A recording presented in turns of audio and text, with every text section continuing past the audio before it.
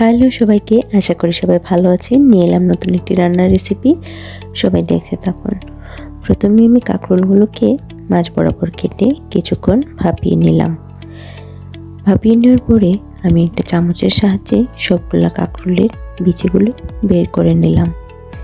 সবগুলা কাঁকরোলের বিচি যখন বের করে নেওয়া হয়ে যাবে, তখন আমি একটা কড়াইতে তেল গরম করে কিছুটা পেঁয়াজ কিছুক্ষণ নাড়িয়ে তাতে আমি লবণ, মরিচ ও হলুদ গুঁড়ো দিয়ে কিছুক্ষণ নাড়িয়ে তাতে কিছুটা সর্ষে বাটা দিয়ে আরও কিছুক্ষণ নাড়িয়ে আমি কাঁকরোলের বিচিগুলো দিয়ে একটু কষিয়ে রান্না করার পর আদা কুচি, কাঁচামরিচ কুচি ও ধনেপাতা কুচি দিয়ে মশলাটাকে ভালো করে কষিয়ে রান্না করে নিলাম।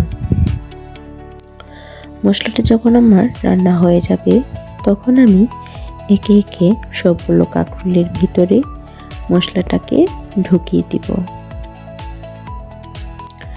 একে একে সবগুলা কাঁকরোলের ভিতরে যখন মশলা ঢোকানো হয়ে যাবে, তখন আমি কাঁকরোলকে বেসনে ডুবিয়ে গরম গরম তেলে ভেজে নিব, উল্টে পাল্টে লাল লাল করে।